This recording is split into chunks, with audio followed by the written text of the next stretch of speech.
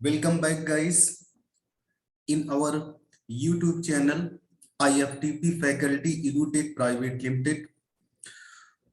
आज मैं आपके सामने रिएक्शंस ऑफ हैलो एल्केन्स के बारे में डिस्कस करेंगे। तो अगर हम लोग बात करते हैं हैलो एल्केन्स जो है कितनी टाइप के रिएक्शन शो करते हैं।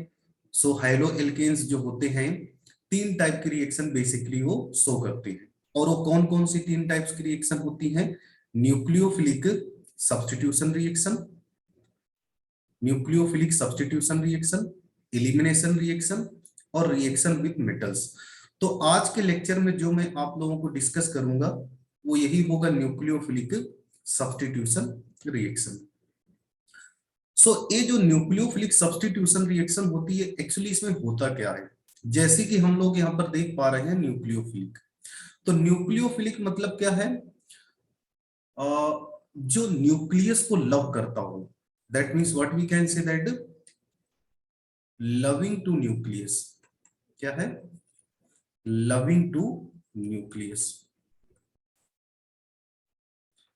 अब देखो, न्यूक्लियस के अंदर कौन सा चार्ज होता है? न्यूक्लियस के पास होता है पॉजिटिव चार्ज। तो अगर हम लोग न्यूक्लियोफाइल को रिप्रेजेंट किससे कर रहे हैं? न्यू से। तो जाहिर है पॉजिटिव चार्ज की तरफ कौन अट्रैक्ट करता है? पॉजिटिव चार्ज की तरफ निगेटिव चार्ज अट्रैक्ट करता है। कौन अट्रैक्ट करता है? Negative charge. तो जहां पर भी आप लोग देखेंगे जो न्यूक्लियोफाइल को रिप्रेजेंट किया गया होगा वो Nu माइनस से ही किया जाता है। तो न्यूक्लियोफाइल होता क्या है? न्यूक्लियोफाइल वो होता है जो पॉजिटिव चार्ज सेंटर पर अटैक करता है। न्यूक्लियोफाइल क्या होता है? न्यूक्लियोफाइल वो होता है जो पॉजिटिव चार्ज सेंटर पर अटैक करता है। अब पॉजिटिव चार्ज सेंटर होता क्या है? इलेक्ट्रॉन डेफिशिएंट होता है। पॉजिटिव चार्ज सेंटर क्या होता है? इलेक्ट्रॉन डेफिशिएंट होता है। तो जाहिर है न्यूक्लियोफाइल क्या होगा? इलेक्ट्रॉन रिच होगा। अगर पूछा जाए कभी बताओ न्यूक्लियोफाइल क्या होता है, तो न्यूक्लियोफाइल होता है इलेक्ट्रॉन रिच। न्यूक्लियोफाइल क्या होता है? न्यूक्लियोफाइल होता है इलेक्ट्रॉन रिच। तो अब यहाँ पर एक रिएक्शन के द्वारा हम लोग समझेंगे। देखो, न्यूक्लियोफिलिक सब्स्टिट्यूशन रिएक्शन होती क्या है। अगर एक एल्किल हैलाइड के एग्जांपल हम लोग ले रहे हैं RX। अब X जहां पर क्या है? यहाँ पर कोई भी हम लोग ले सकते हैं, fluorine, chlorine, bromine, iodine, anything we can take. और दूसरा जो है न्यूक्लियोफाइल यहाँ पर आ रहा है और न्यूक्लियोफाइल के ऊपर देखो निगेटिव चार्ज होता है। अब जैसा कि तुमको मालूम है, अगर हम लोग कार्बन और हाइड्रोजन का कंपेयर कराएं तो बताओ इलेक्ट्रोनिगेटिविटी किसकी ज्यादा होती है? तो हाइड्रोजन की इलेक्ट्रोनिगेटिविटी ज्यादा होती है। अगर हाइड्रोजन ग्रुप की इलेक्ट्रोनिगेटिविटी ज्यादा है तो जो शेयर्ड पेयर इलेक्ट्रॉन होगा वो किसकी तरफ ज्यादा लाई करेगा? वो हाइड्रोजन की तरफ ज्यादा लाई करेगा। तो हाइड्रोजन के पास क्या आ जाएगा? Partial negative charge. और जो एल्किल ग्रुप वाला कार्बन है उस पर क्या आ जाएगा? Partial positive charge. अब न्यूक्लियोफाइल का काम क्या होता है? न्यूक्लियोफाइल अटैक करेगा जाकर के पॉजिटिव चार्ज सेंटर में। न्यूक्लियोफाइल कहां पर अटैक करेगा जाकर के? Nucleophile is going to attack at the positive charge centre. अब जैसे ही न्यूक्लियोफाइल पॉजिटिव चार्ज सेंटर में अटैक करेगा, हाइड्रोजन अपना इलेक्ट्रॉन लेकर के निकल लेगा। हाइड्रोजन अपना इलेक्ट्रॉन लेकर के निकल लेगा और इधर न्यूक्लियोफाइल जाकर के ऐड हो जाएगा किसके साथ? एल्किल ग्रुप के साथ। अब देखो, यहां पर हाइड्रोजन जो निकला हुआ है हाइलाइट के फॉर्म में, ए भी निगेटिव चार्ज है। और अभी अभी मैंने बताया जिनकी जिस स्पीसीज के पास निगेटिव चार्ज होता है वो क्या होते हैं? न्यूक्लियोफाइल। तो एक न्यूक्लियोफाइल दूसरे न्यूक्लियोफाइल के द्वारा सब्स्टिट्यूट किया गया है। क्या किया गया है? एक न्यूक्लियोफाइल दूसरे न्यूक्लियोफाइल के द्वारा सब्स्टिट्यूट किया गया है। और इसी को हम लोग क्या बोलते हैं? Nucleophilic substitution reaction.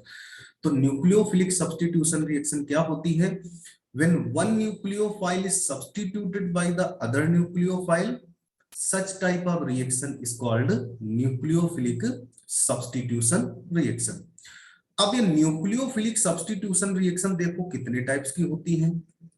तो यहां पर हम लोग 2 टाइप की न्यूक्लियोफिलिक सब्स्टिट्यूशन रिएक्शन की बात करेंगे। एक होता है SN1 रिएक्शन और दूसरी कौन सी होती है? SN2 reaction.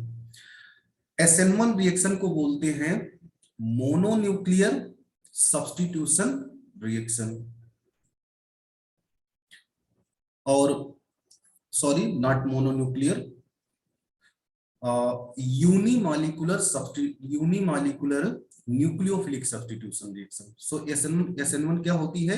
Unimolecular nucleophilic substitution reaction. And SN2 क्या होती है? Bimolecular nucleophilic substitution reaction. What is the SN2? SN2 is bimolecular nucleophilic substitution. ये होती है बाइमॉलिक्यूलर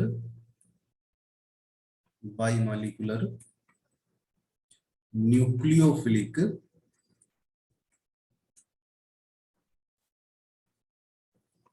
सब्स्टिट्यूशन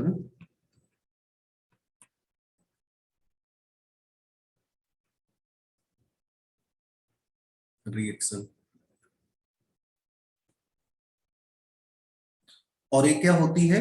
यूनिमॉलिक्यूलर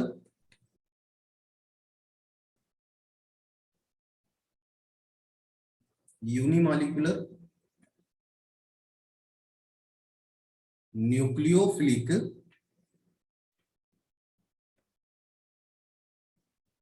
सब्स्टिट्यूशन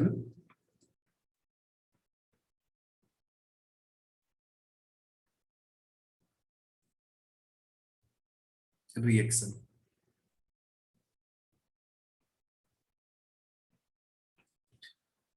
अब चलो आज के जो लेक्चर मैं आपको पढ़ाने जा रहा हूं डिटेल में पूरा पढ़ेंगे SN1 रिएक्शन। कौन सी रिएक्शन हम लोग पढ़ने जा रहे हैं? SN1 reaction. So mononuclear substitution reaction. So अब इस अगर मोनोन्यूक्लियर सब्स्टिट्यूशन रिएक्शन की बात हम लोग कर रहे हैं, तब यहां पर देखो कितने स्टेप जो होते हैं इस रिएक्शन में इन्वॉल्व होते हैं। How many steps is involving in that reaction. So जो स्टेप्स यहां पर होते हैं, that step is very important. This all step we have to, ये सारे के सारे स्टेप क्या रखना है? हमें अपने दिमाग में याद रखना है, क्योंकि स्टेप यहाँ पर बहुत ज्यादा इंपॉर्टेंट है इस SN1 रिएक्शन में। अब यहाँ पर एक रिएक्शन हम लोग ले रहे हैं, उसके द्वारा समझने की कोशिश करते हैं। अब जैसे सपोज कीजिए मैंने एक कोई सबस्ट्रेट लिया है CH3 CH3 CH3 CH3। अब यहाँ पर कोई हाइड्रोजन इससे अटैच है और यहाँ पर हमने एक कोई बेस डाला। कौन सा बेस डाला? Hydroxide ion. और जैसे इसमें बेस डाला तो यहाँ पर क्या करेगा?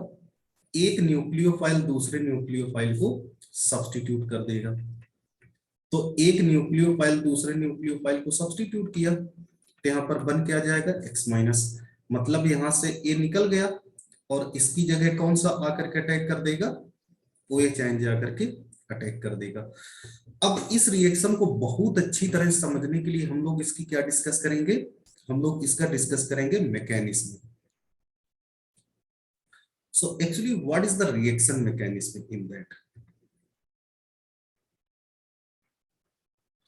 अगर इसकी मैकेनिज्म की बात करें तो जो स्टेप 1 में होता है, एक्चुअली होता क्या है? तो सबसे पहले स्टेप 1 में जो होता है कार्बोकेटायन का फॉर्मेशन होता है। स्टेप 1 में क्या होता है? कार्बोकेटायन का फॉर्मेशन होता है। अब कैसे कार्बोकेटायन का फॉर्मेशन हुआ? जैसे कि अभी अभी मैंने आप लोगों को बताया कि यहाँ पर हाइड्रोजन की बात किया जाए और कार्बन की बात किया जाए, जो हाइड्रोजन ग्रुप के एलिमेंट्स हैं उनकी इलेक्ट्रोनेगेटिविटी ज्यादा होती है एज कंपेयर टू कार्बन। तो जो शेयर पेयर इलेक्ट्रॉन होगा वो किसकी तरफ ज्यादा एग्जिस्ट करेगा? हाइड्रोजन की तरफ। अब अगर हाइड्रोजन की तरफ एग्जिस्ट कर रहा है, अगर हाइड्रोजन जाकर के ब्रेक होगा तो वो तो अपना शेयर्ड इलेक्ट्रॉन लेकर के जाएगा, है कि नहीं है? वो शेयर्ड इलेक्ट्रॉन अपना तो लेकर के जा ही रहा है और इसका भी लेकर के चला गया कार्बन का। तो अगर कार्बन का शेयर्ड इलेक्ट्रॉन लेकर के चला गया तो इसके पास तो इलेक्ट्रॉन डेफिशिएंसी आ गई। इसके पास क्या आ गई? इलेक्ट्रॉन डेफिशिएंसी आ गई। अब इलेक्ट्रॉन डेफिशिएंसी जहां पर होती है उसको रिप्रेजेंट करते हैं पॉजिटिव चार्ज से।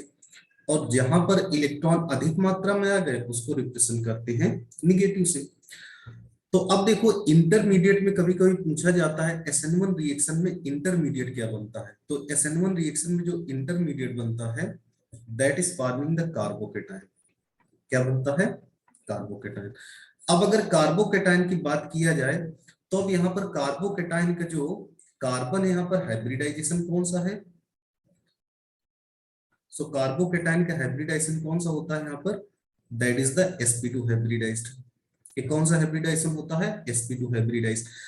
अब अगर कोई कार्बन sp2 हाइब्रिडाइज्ड है तो उसका ज्योमेट्री क्या होता है, ये उसका शेप क्या होता है? शेप होता है planar. What is the shape? Shape is the planar. अगर किसी मॉलिक्यूल का शेप प्लेनर है तो वहां पर अटैकिंग रिएजेंट दोनों तरफ से आ सकते हैं, फ्रंट साइड से भी आ सकते हैं और बैक साइड से भी आ सकते हैं। अब देखो आते हैं हम लोग स्टेप 2 में। स्टेप 2 में यहां पर क्या होने जा रहा है, ये जो कार्बोकेटाइन यहां पर बना हुआ है, जो कार्बोकेटाइन यहां पर बना हुआ है वहां पर अगर सपोज करो हमने लिया हुआ है वाटर, जैसे एग्जांपल में लेकर के चलते हैं वाटर, कार्बोकेटाइन है, वाटर यहां पर आकर के अटैक कर रहा है। अब जैसे कुछ बच्चों को डाउट हो जाएगा यार वाटर कैसे न्यूक्लियोफाइल जैसा बिहेव कर सकता है, क्यों नहीं कर सकता? जिस स्पीसीज के पास एक्स्ट्रा इलेक्ट्रॉन होते हैं वो सारे के सारे न्यूक्लियोफाइल जैसा बिहेव कर सकते हैं। अब देखो यहाँ पर इसके पास दो दो लोन पेयर होते हैं, अगर दो लोन पेयर हैं तो तुरंत इस पर जाकर क्या कर देंगे? अटैक करेंगे। और जैसे ही इस पर अटैक करेंगे तो हमको कुछ ऐसा देखने को मिलेगा।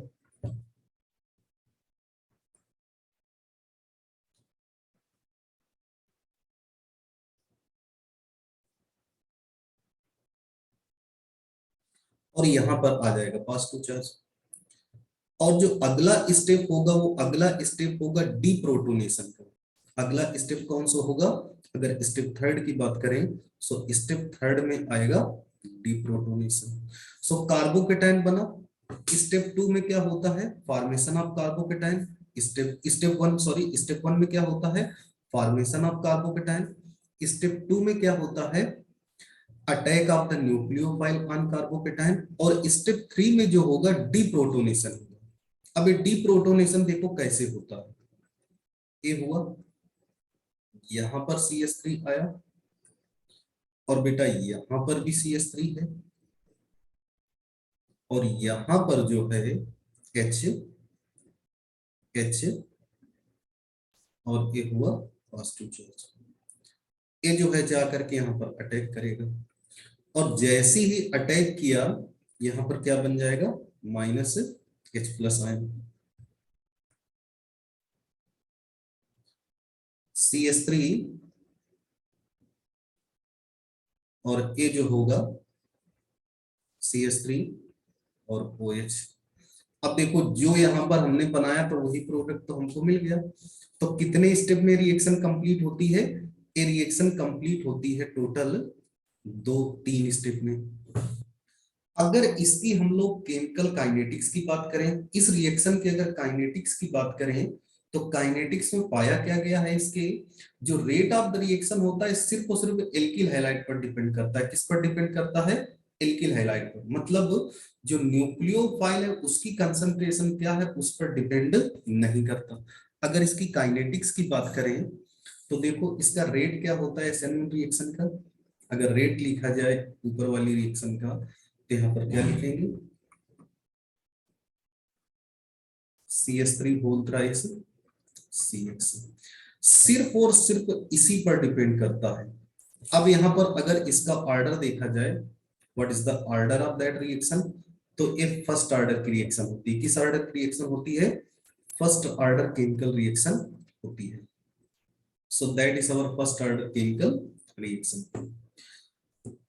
तो सिर्फ और सिर्फ किस पे डिपेंड करती है? एल्किल हैलाइड के कंसंट्रेशन पर इसका रेट डिपेंड करता है और बेस या न्यूक्लियोफाइल की क्या कंसंट्रेशन है उस चीज पर इसका कोई प्रभाव नहीं पड़ता। अब यहां पर आते हैं दूसरी चीजों में। अगर यहां पर एक चीज समझने की कोशिश किया जाए, अभी तो देखो हमने एक नॉर्मल रिएक्शन लिया है, और अगर इस वाले कार्बन की बात किया जाए तो यहाँ का जो सेंटर कार्बन एटम है कायरल है कि अकायरल है? ये तो अकायरल है। अब अगर अकायरल है तो वहां पर SN1 रिएक्शन की स्टीरियोकेमिस्ट्री तो हम लोग बता नहीं पाएंगे। इसकी स्टीरियोकेमिस्ट्री बताने के लिए हमको क्या पता होना चाहिए? इसकी स्टीरियोकेमिस्ट्री अगर इसकी निकालनी है तो हमको कायरल कार्बन एटम लेना होगा। क्या लेना होगा? Chiral carbon atom. अब एक कायरल कार्बन एटम होता क्या है? जिससे 4 डिफरेंट ग्रुप अटैच होते हैं। किससे? जिससे 4 डिफरेंट ग्रुप अटैच होते हैं। इस कार्बन को हम लोग बोलते हैं कायरल कार्बन। जिससे 4 डिफरेंट ग्रुप अटैच होते हैं उसको क्या बोलते हैं? Chiral carbon. अगर सपोज कीजिए हमने सबस्ट्रेट कायरल कार्बन लिया तो SN1 रिएक्शन में क्या होता है? SN1 reaction is given the racemisation. SN1 reaction क्या देती है? Racemisation. So now we are having a doubt in that. अब जाहिर है अगर आप बहुत इंटरेस्टिंग लिसन कर रहे हैं चीजों को और अगर समझ रहे हैं तो जैसे ही रेसेमाइजेशन जैसा शब्द आएगा तो आपको तुरंत डाउट आएगा यार ये रेसेमाइजेशन आखिर होता क्या है। तो देखो रेसेमाइजेशन होता क्या है, जब R और S, कौन से? R कॉन्फिगर्ड मॉलिक्यूल और S कॉन्फिगर्ड मॉलिक्यूल, कौन से? R कॉन्फिगर्ड मॉलिक्यूल और S configured molecule forming in equal amount, मतलब 50% R बन रहा है और 50% क्या बन रहा है? S बन रहा है। उस कंडीशन को बोलते हैं रेसेमाइजेशन। और रेसमिक मिक्सचर ऑप्टिकली एक्टिव होता है कि इनएक्टिव होता है? इसको बोलेंगे रेसमिक मिक्सचर जो होता है ऑप्टिकली इनएक्टिव होता है, क्योंकि उसका रिजल्टेंट रोटेशन कुछ होता ही नहीं है। SN1 रिएक्शन क्या देती है? रेसेमाइजेशन देती है। अब अगर इसकी स्टीरियो केमिस्ट्री को समझने की कोशिश हम लोग करें कि आखिर इसकी स्टीरियो केमिस्ट्री होती क्या है SN1 रिएक्शन की, तो हम लोग एक बहुत ही सिंपल सा एक एग्जांपल ले करके इसकी स्टीरियो केमिस्ट्री की समझने की कोशिश करेंगे। तो अब यहां पर मैं जो लूंगा वो कायरल कार्बन ही लिया जाएगा।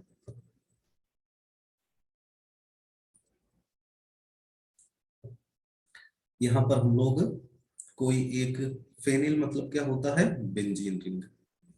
यहाँ पर बेंजीन ले लिए और यहाँ पर एथिल ले लिए। अब देखो यहाँ पर चारों के चारों एटम जो इससे अटैच है कार्बन से, चारों के चारों एटम डिफरेंट है।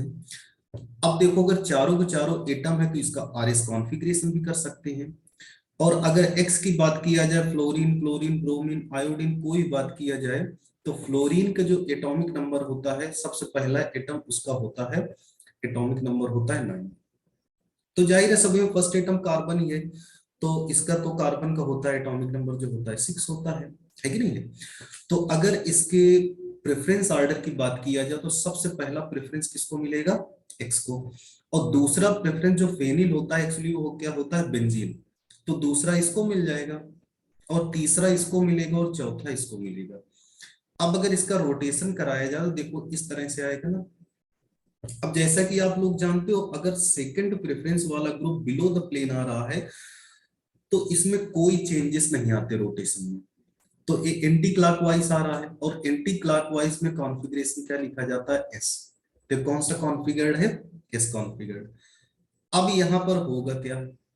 यहां से ये हाइड्रोजन वाला ग्रुप निकलेगा। एक्चुअली यहां पर जो X इसको बोलते क्या है? अभी तक इस चीज को मैंने नहीं बताया बेटा। इसको बोलते हैं लीविंग ग्रुप। इसको क्या बोलते हैं? इसको बोलते हैं लीविंग ग्रुप। और ये लीविंग ग्रुप होते क्या हैं? लीविंग ग्रुप मतलब जो निकलने वाले ग्रुप होते हैं उनको क्या बोलते हैं? Leaving group. अब यहां पर देखो ये CH3 आ गया,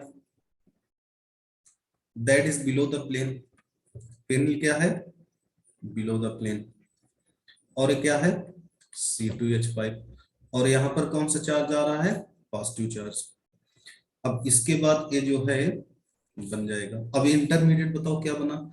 इंटरमीडिएट अपन का बना है carbocation. What intermediate is forming here? Carbocation. So intermediate जो बना हुआ है वो है कार्बोकेटाइन। अब जैसा कि अभी अभी मैंने आप लोगों को बताया था, अगर इंटरमीडिएट कार्बोकेटायन है तो इस कार्बन पर कौन सा हाइब्रिडाइजेशन होगा, sp2 होगा। sp2 मतलब क्या होता है, प्लेनर। sp2 मतलब क्या होता है, प्लेनर। अब अगर प्लेनर है तो न्यूक्लियोफाइल जो अटैक करने वाला आ रहा है, जैसे सपोज करो न्यूक्लियोफाइल हम लोगों ने लिया है यहाँ पर हाइड्रोक्साइड है, तो न्यूक्लियोफाइल एक तो फ्रॉम बिलो द प्लेन कर सकता है, मतलब क्या, नीचे से भी आ सकता है और ऊपर से भी आ सकता है, यहां से भी आ सकता है, मतलब फ्रंट से भी अटैक कर सकता है और बैक से भी अटैक कर सकता है। फ्रंट वाले के लिए हमने बोला ए और बैक वाले के लिए क्या बोला, बी। अब यहाँ पर देखो दोनों के प्रोडक्ट को समझने की कोशिश करो कि यहाँ पर अगर फ्रंट से आ रहा है तब क्या प्रोडक्ट बनता है, और अगर बैक से आ रहा है तब क्या बनता है। क्योंकि कभी कभी हमारे जेई और नीट के एग्जाम में ऐसे क्वेश्चन आ जाते हैं कि अगर न्यूक्लियोफाइल फ्रंट से अटैक कर रहा है तब एक्चुअली क्या हमको मिलता है।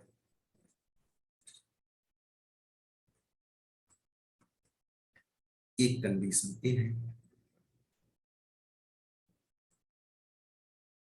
और ये है C2H1। और यहां पर जो कंडीशन हमको देखने को मिलेगी, अगर बैक साइड से आ रहा है तो जो बिलो द प्लेन होगा ना, तो बिल्कुल लीविंग ग्रुप के पोजीशन में पहुंच जाएगा, जो ग्रुप लीव कर रहा होगा, और यहाँ पर न्यूक्लियोफाइल आकर के ऐड हो जाएगा ऐसा। और यहाँ पर क्या है, C2H5 है। अब देखो अगर हम लोग इनको समझने की कोशिश करें तो पहला प्रेफरेंस तो इसी को मिलेगा क्योंकि इसका 8 होता है, और दूसरा किसको मिल जाएगा, इसको, और तीसरा किसको मिल जाएगा, इसको, और चौथा इसको मिल जाएगा। अब अगर इसको रोटेट कराने की कोशिश किया जाए तो कुछ इस तरह से रोटेशन होगा ना। अब सेकंड प्रेफरेंस वाला ग्रुप एबव द प्लेन है तो इसमें कोई चेंजेस नहीं आएंगे, मतलब क्लॉकवाइज है तो आर का आर होगा। यहाँ पर क्या होगा 1, और इसका जो हो जाएगा 2, और इसका हो जाएगा 3, इसका हो जाएगा 4। अब यहाँ पर देखा जाए तो देखो एंटी क्लॉकवाइज है ना, और एंटी क्लॉकवाइज में क्या होता है, एस। और यहाँ पर होता है क्या, 50% तो आर बनता है और 50% ही क्या बनता है, वो एस वाला भी बनता है। So 50% R and 50% S both are forming over here, 50% R and 50% S both are forming in that. इसीलिए इसको क्या बोलते हैं, रेशमिक मिक्सचर। इसको क्या बोलते हैं, रेशमिक मिक्सचर। अब यहां पर अगर बोला जाए, देखो यहां पर एस था और बेटा यहां पर भी एस है, तो इस कंडीशन को बोल सकते हैं रिटेंशन। क्या बोल सकते हैं, रिटेंशन। अब रिटेंशन मतलब क्या होता है, मॉलिक्यूल अपना जो है कॉन्फ़िगरेशन मेंटेन रखे, मतलब रिटेन रखे, उसको चेंज ना होने दे। और अगर मॉलिक्यूल ने अपने कॉन्फ़िगरेशन को चेंज करा लिया तो उसको बोलते हैं इन्वर्जन। उसको क्या बोलते हैं, इन्वर्जन।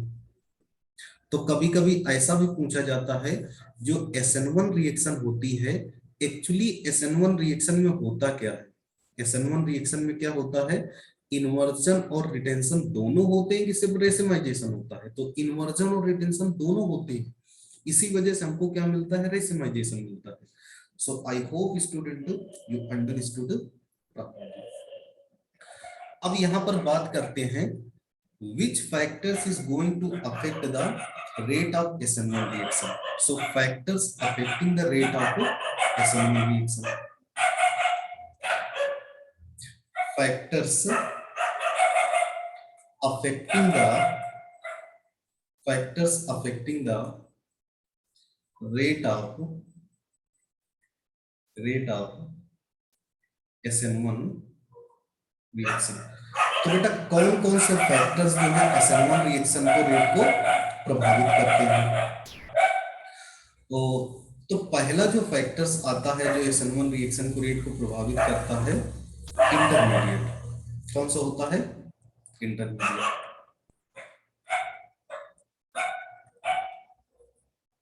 इंटरमीडिएट। अब यहां पर देखो कार्बोकेटायन जो होते हैं कितने टाइप के हो सकते हैं, एक 1 डिग्री कार्बोकेटायन होता है, एक 2 डिग्री कार्बोकेटायन होता है, और एक 3 डिग्री कार्बोकेटायन होता है, और एक मेथिल कार्बोकेटायन होता है कि नहीं है। और इसको इधर लिख लेते हैं एक होता है मेथिल कार्बोकेटायन। अगर इनकी स्टेबिलिटी की बात किया जाए, that means what about the stability order in that, तो स्टेबिलिटी ऑर्डर में हमको देखने को मिलेगा क्या,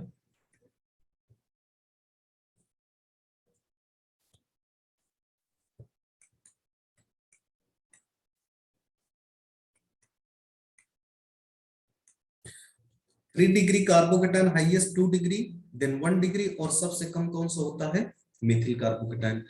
और जो यील्ड ऑफ प्रोडक्ट होती है वो किस चीज पे डिपेंड करती है, यील्ड ऑफ द प्रोडक्ट, जो प्रोडक्ट की यील्ड होती है वो डिपेंड करती है stability of the intermediate, stability of the intermediate, intermediate, yield of the product और रेट ऑफ द रिएक्शन भी इसी चीज पे डिपेंड करता है। क्या होता है, रेट ऑफ द रिएक्शन भी इसी चीज पे डिपेंड करता है, रेट ऑफ द रिएक्शन। तो रिएक्शन का रेट भी इसी चीज पर डिपेंड करता है, स्टेबिलिटी ऑफ द इंटरमीडिएट। अब रेट ऑफ SN1 रिएक्शन की अगर बात किया जाए तो अभी तक आप लोगों को समझ में आ चुका होगा, तुरंत बता दोगे। बताओ क्या होता है, 3 डिग्री कार्बोकेटायन, फिर कौन सा होगा 2 डिग्री कार्बोकेटायन, फिर कौन सा होगा 1 डिग्री कार्बोकेटायन, फिर कौन सा होगा methyl carbocation. So 3 degree carbocation is giving the fastest SN1 reaction और methyl carbocation is giving the slowest SN1 reaction। ऐसा क्यों होता है, क्योंकि 3 डिग्री इंटरमीडिएट मोस्ट स्टेबल होता है। और जो अगला पॉइंट आता है nature of the living group, क्या होता है, nature of the living group, nature of the living group भी इस चीज को डिपेंड करता है।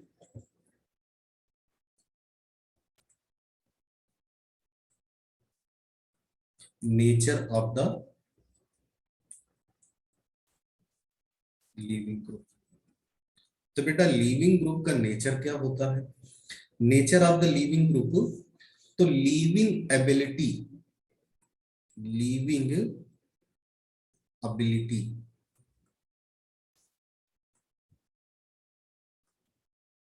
Of the living group, living ability of the living group,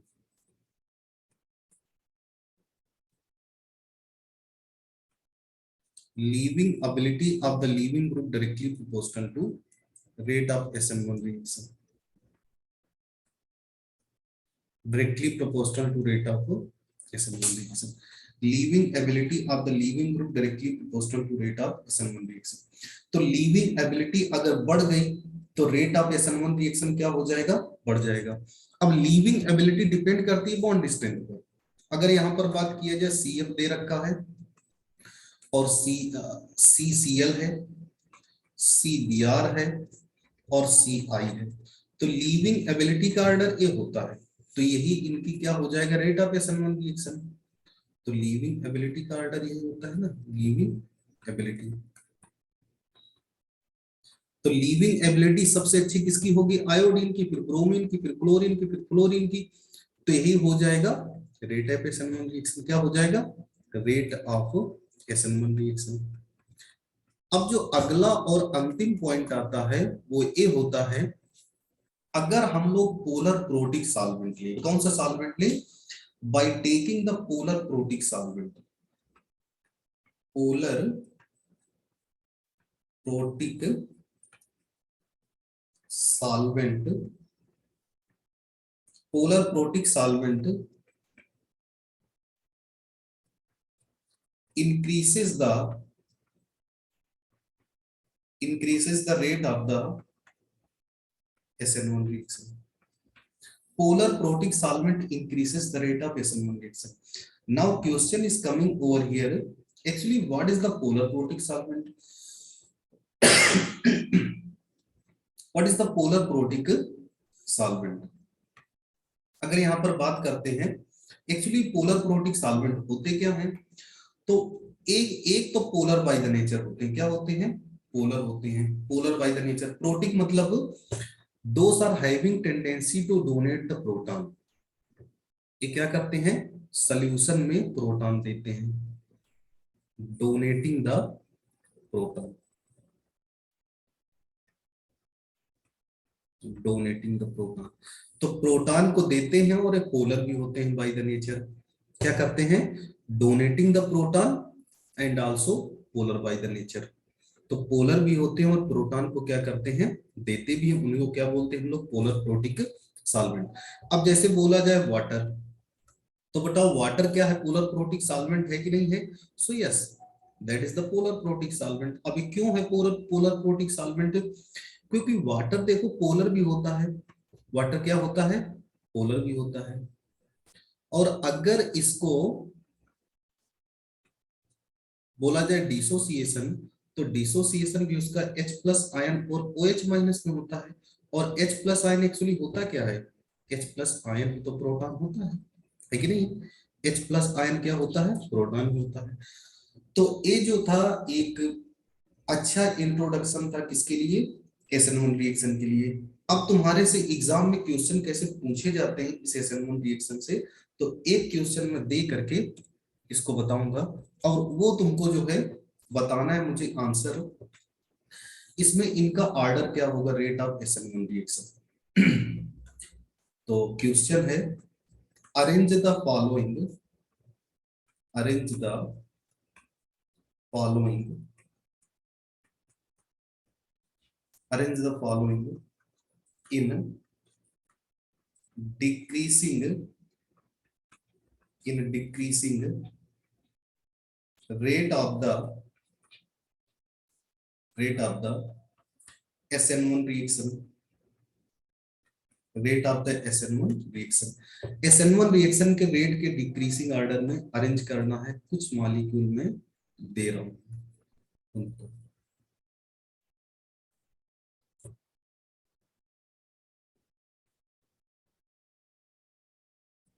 CH2Cl, दूसरा है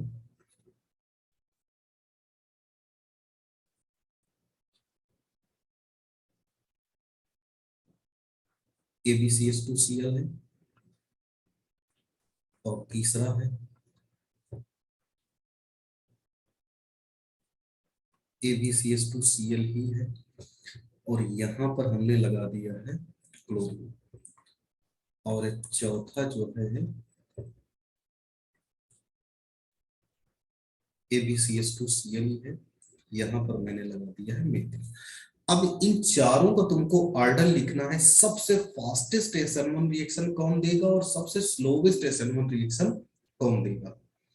अब एक मैं हिंट तुम्हें दे रहा हूं, ऑर्डर बता दे रहा हूं, और ऑर्डर बता दे रहा हूं। अब इसके बाद तुम्हें एक्सप्लेनेशन सोचना कि अभी तक जो मैंने पढ़ाया है सारा एक्सप्लेनेशन उसी में छिपा हुआ है। तो देखो जो रेट ऑफ SN1 रिएक्शन होगा वो क्या होगा, रेट ऑफ SN1 रिएक्शन क्या होगा, तो सबसे ज्यादा पहले का होगा, फिर दूसरे का होगा, और फिर तीसरे का होगा, फिर होगा चौथे का। ये जो होता है रेट ऑफ SN1 रिएक्शन होगा। So thank you guys, I hope you enjoyed the lecture, और ऐसे लेक्चर अक्सर मैं डालता रहूंगा आप लोगों के लिए। Thank you very much.